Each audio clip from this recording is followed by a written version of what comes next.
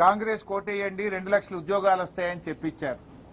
తల్లిదండ్రులకు కూడా అమ్మ కాంగ్రెస్ కోటేస్తే మాకు ఉద్యోగం వస్తుందని చెప్పి ప్రచారం చేయించుకున్నారు. తల్లిదండ్రుల చేత కూడా ప్రచారం చేయించుకున్నారు. ఆనాడు నమ్మించారు, నేడు వంచింది. ఆనాడు నమ్మించడం, నేడు వంచడం కాంగ్రెస్ నైజం. కాంగ్రెస్ పార్టీ ఆనాడు చెప్పి ఇలా ముఖం చాటేసినారు. పక్కనే సినిమా థియేటర్ ఇనాగ్రేషన్ కు పోతుండు రేవంత్ రెడ్డి గాని అశోక్ నగర్ సెంట్రల్ లైబ్రరీ వైపు కన్నెత్తి కూడా చూస్తలేడు. ఎందుకంటే ఆడికి పోయేటట్లేదు పరిస్థితి. ఇవాళ ఎంత దుర్మార్గం అంటే ఏ అశోక్ నగర్ సెంట్రల్ లైబ్రరీ దగ్గరికి పోయి ఆనాడు నిరుద్యోగులకు నమ్మించి ఓట్లు వేయించుకున్నాడో ఇవాళ అదే అశోక్ నగర్ సెంట్రల్ లైబ్రరీలో పోలీసుల చేత పిల్లల వీపులు పగలగొట్టిస్తున్నాడు రేవంత్ రెడ్డి. పోలీసుల చేత రక్తాలు గారించే విధంగా పిల్లల్ని కొట్టిస్తున్నాడు రేవంత్ రెడ్డి. సెంట్రల్ లైబ్రరీకి తాళాలు వేసి దాన్ని పోలీసుల నిలయంగా మార్చిండు రేవంత్ రెడ్డి. నేను అడుగుతా ఉన్నా, బల్మూరి వెంకట్లో, ప్రొఫెసర్ కోదండరామ్ గారు, రేవంత్ రెడ్డి గారు, బట్టి విక్రమార్కలో ఎందుకు మీ గొంతులు మూగపోయినాయి? ఆ రోజు పెద్ద పెద్ద మాటలు చెప్పింది కదా. ఆనాడు కేసీఆర్ గారు 2 లక్షల ఉద్యోగాలకు నోటిఫికేషన్ ఇచ్చారు. 1,60,000 ఉద్యోగాలు మేము నింపాం. బీఆర్ఎస్ హయాంలో 1,60,000 నింపినాం. ఆ మిగిలిన వాటికి నువ్వు కాగితాలు పంచి నేనే పంచినా అని చెప్పుకుంటున్నావు. మొన్న అసెంబ్లీలో అసలు నువ్వు ఇచ్చిన ఉద్యోగాలన్నీ రేవంత్ రెడ్డి నీ ప్రభుత్వం వచ్చినాక అంటే అసెంబ్లీలో ముఖ్యమంత్రి సమాధానం చెప్పిండు 16,000. నువ్వు ఇచ్చింది 16,000. ఇస్తానన్నది 2 లక్షలు, ఇచ్చింది 16,000. మరి మిగతా 1,84,000 ఉద్యోగాలు ఎప్పుడు ఇస్తావు? మరి ఆ మిగతా 1,84,000 ఎప్పటిలోకి ఇస్తావు? ఆల్రెడీ సగం పీరియడ్ అయిపోయింది, 2.5 సంవత్సరాలు అయిపోయింది నీది.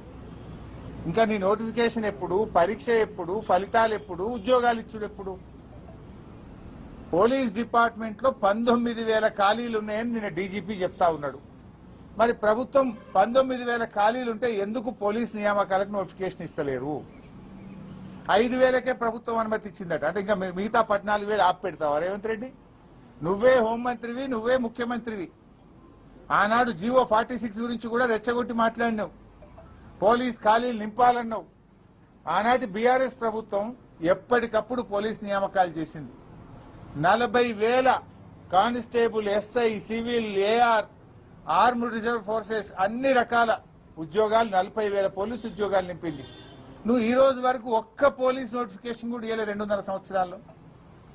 వెంటనే ఖాళీగా ఉన్న 19,000 కానిస్టేబుల్, ఎస్ఐ ఉద్యోగాలకు నోటిఫికేషన్ ఇవ్వాలని చెప్పి డిమాండ్ చేస్తా ఉన్నాం. అదేవిధంగా ఇవాళ ఎడ్యుకేషన్ కమిటీ రిపోర్ట్ ఇచ్చింది. విద్యా కమిషన్ అని వేసినావు నువ్వు. ఏమైంది కమిషన్ రిపోర్ట్? చెత్తబుట్ట దాఖలైందా? విద్యా కమిషన్ రిపోర్ట్ ఎందుకు నువ్వు డిలీట్ చేసినావు? విద్యా కమిషన్ రిపోర్ట్ ఎందుకు బయట పెడతలేవు? ఇవాళ రాష్ట్ర వ్యాప్తంగా దాదాపు 30,000 ఉపాధ్యాయ పోస్టులు ఖాళీగా ఉన్నాయని లెక్కలు చెప్తా ఉన్నారు. మరి ఆ 30,000 ఉద్యోగాలు ఎప్పుడు నింపుతావు? మెగా డిఎస్సి అని ఊరించిన నువ్వు ఇవాళ ఇప్పటిదాకా ఎందుకు డిఎస్సి నోటిఫికేషన్ ఇస్తలేవు?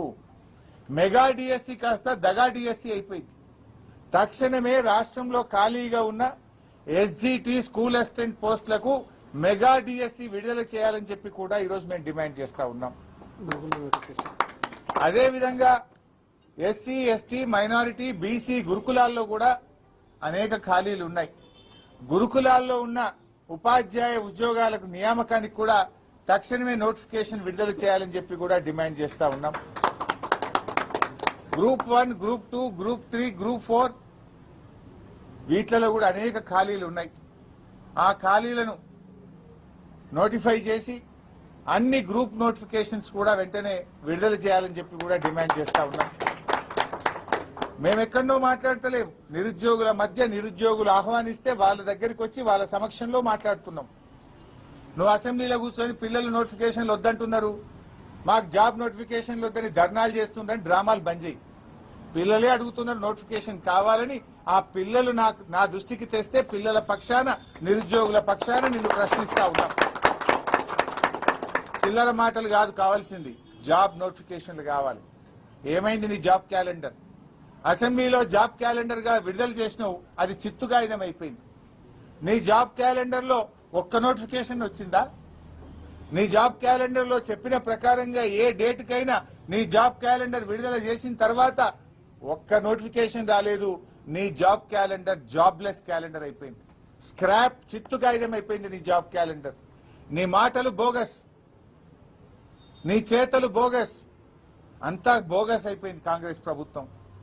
నిరుద్యోగ భృతి ఒక దగ, ఆడపిల్లలకు స్కూటీలు ఒక దగ, విద్యార్థులకు ఉద్యోగులకు నోటిఫికేషన్లు జాబ్ నోటిఫికేషన్లు ఒక దగ, ఫీజు రియంబర్స్మెంట్ ఉన్న పథకాన్ని ఎత్తిపడేసినావు నువ్వు.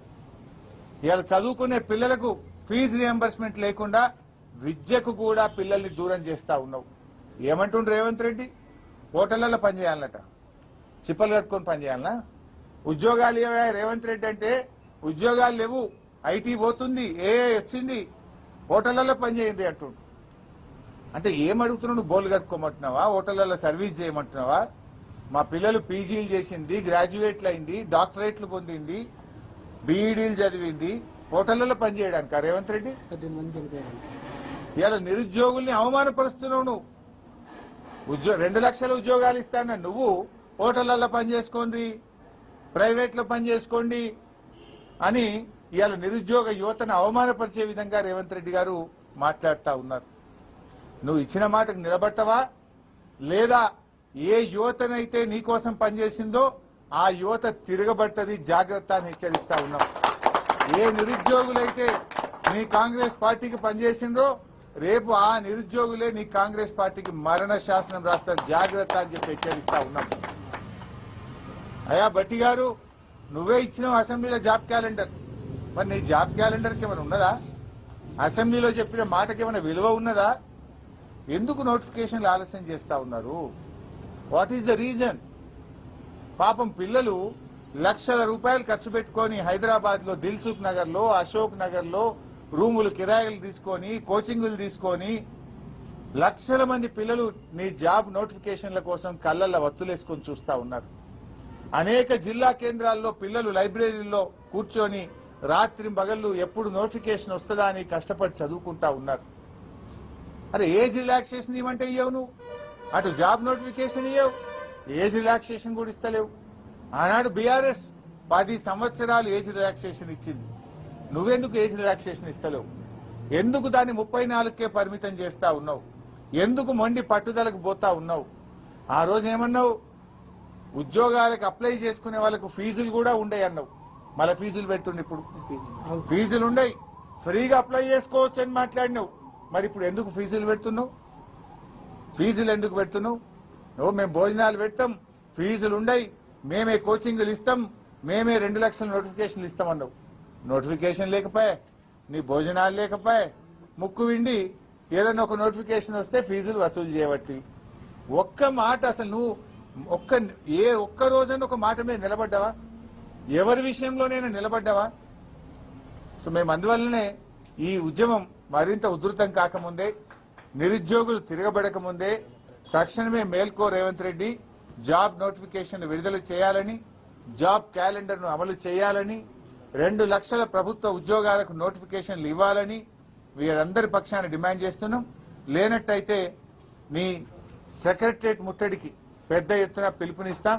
రాష్ట్ర వ్యాప్తంగా ఉండే నిరుద్యోగులతోని మొత్తం అన్ని జిల్లాల నుంచి కలిసి మరి నీ సెక్రటరియట్ ను ముట్టడించేటువంటి పరిస్థితులు దగ్గరలోనే ఉన్నాయి. మరి అంత దూరం తెచ్చుకోవద్దని, తక్షణమే నోటిఫికేషన్లు ఇవ్వాలని మేము డిమాండ్ చేస్తా ఉన్నాం.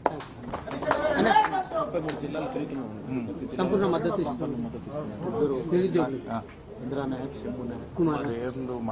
చాలా మా తమ్ముళ్ళు 33 జిల్లాలు తిరుగుతూ 33 జిల్లాల నిరుద్యోగ యువతను ఏకతాటి మీదకి తేవడానికి కృషి చేస్తా ఉన్నారు.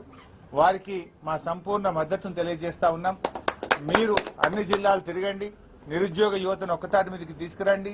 ప్రభుత్వం మేల్కొంటే మంచిది, లేదంటే అందరం కలిసి సెక్రటరియట్ ను ముట్టడించి ప్రభుత్వం మీద ఒత్తిడి పెంచి జాబ్ నోటిఫికేషన్లు సాధించుకుందాం. నిరుద్యోగ ఐక్యత, 2 లక్షల ఉద్యోగ నోటిఫికేషన్ కాంగ్రెస్ హటావో నిరుద్యోగ